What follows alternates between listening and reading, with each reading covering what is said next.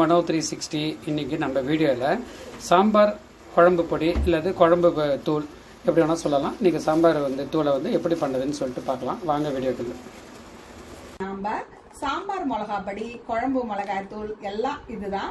ரொம்ப நல்லா இருக்கும். டேஸ்டியா உருளைக்கிழங்கு வறுக்கிறதுக்கு, சிக்கன் எல்லாம் சிக்கன்ல போடுறதுக்கு எல்லாத்தையும் போடலாம். இது புளி குழம்பு, சாம்பாருக்கு எல்லாத்துக்கும் போடுறது. இது ரொம்ப நல்லா இருக்கும். இது இந்த மாதிரி ஒரு தடவை அரைச்சி வச்சு பாருங்க. ஒரு 6 monthsக்கு அழகா நீங்க ஃப்ரீசர்ல டப்பால போட்டு வச்சுட்டு ஒரு டப்பாவா எடுத்துக்கலாம். அருமையா இருக்கும். ஒண்ணுமே வீணாகாது. சூப்பரா இருக்கும். நீங்க செஞ்சு பாருங்க. அது என்னன்னு நான் சொல்றேன். 1/2 கிலோ மல்லி போட்டுருக்கேன். இன்னும் ஒரு 1/4 கிலோ போட்டுப்பேன். மொத்தம் 3/4 கிலோ மல்லி, தனியா வர கொத்தமல்லி 3/4 கிலோ அப்படியே ஃபுல்லாக போட்டுருவேன்.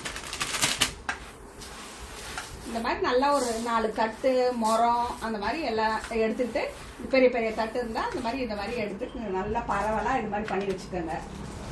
அப்புறம் 1/2 கிலோ மிளகா, இந்த பாருங்க காஞ்ச மிளகா 1/2 கிலோ வச்சுருக்கேன். 2 போட்டுக்கலாம்.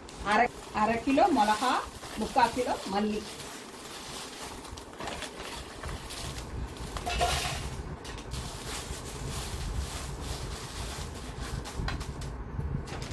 பாக்கெட் போட்டுக்கோங்க பாருங்க. 2/4 கிலோ, 1/2 கிலோ மிளகா.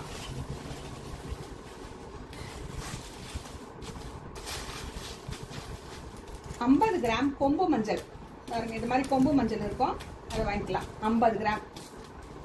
இது பண்ணி வச்சிட்டிங்கன்னா 6 மாதத்துக்கு ஒன்றும் இதுவே இல்லை. நம்ம பாட்டுக்கு சூப்பராக எடுத்து போட்டுக்கிட்டு யூஸ் பண்ணிக்கிட்டே இருக்க வேண்டியதுதான்.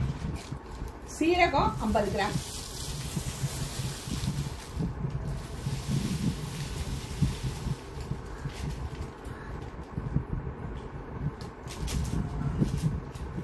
$50 கிராம்.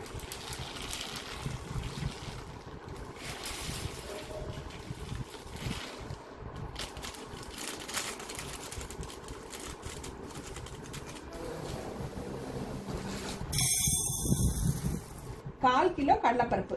இந்த 1 டம்ளர் கரெக்டாக அளவு வந்துடும். 1/4 கிலோ கடலைப்பருப்பு.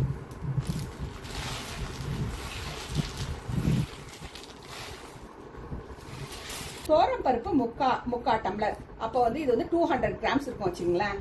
கடலைப்பருப்பு 1/4 கிலோ போட்டிருக்கோம். 250 கிராம்ஸ். இது 200 கிராம்ஸ் சோரம்பருப்பு.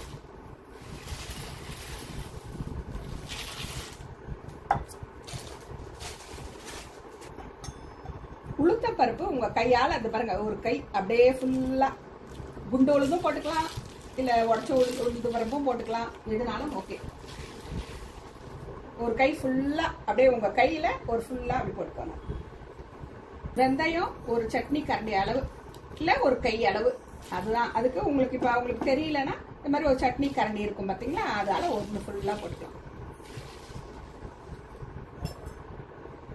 ஒரு கை.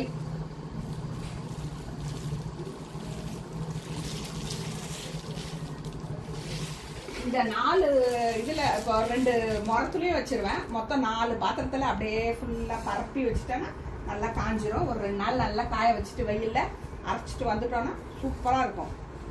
அதே மாதிரி கருவேப்பிலை ஒரு 2 கைப்பிடி. என்ன பாருங்க, நல்லா இந்த பெருங்காயத்தை இந்த மாதிரி கட்டி பெருங்காயத்தை இந்த மாதிரி உடச்சி வச்சிருக்கேன். இதையும் போட்டுக்கலாம். ஒரு பெரிய துண்டு, இந்த இவ்வளோ பெரிய துண்டு இருந்தது, இந்த சும்மா அதை கட் பண்ணி இது உடச்சி அதில் போட்டுருக்கேன்.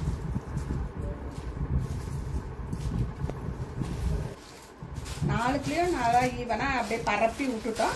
இப்போ நல்லா காயறதுக்கு ஈஸியாக காஞ்சிரும். நல்லா காஞ்சோன்னா நம்ம மிஷினில் போய் அரைச்சிட்டு வந்துட வேண்டியதுதான். சூப்பராக மிளகா அப்படியே அரைச்சி எடுத்துகிட்டு வந்தாச்சு. பாருங்கள், இதான் அரைச்சிட்டு வந்தாச்சு. இதை சின்ன சின்ன டப்பியில் போட்டு நீங்கள் ஃப்ரீசரில் வச்சுக்கலாம். வச்சுக்கிட்டு அதை நீங்கள் அப்பப்போ வேணும் போது எடுத்து யூஸ் பண்ணிக்கலாம். இந்த வீடியோ பிடிச்சிருந்துன்னா லைக் பண்ணுங்கள், ஷேர் பண்ணுங்கள், சப்ஸ்கிரைப் பண்ணுங்கள். இன்னொரு வீடியோவில் சந்திக்கலாம். பாய்.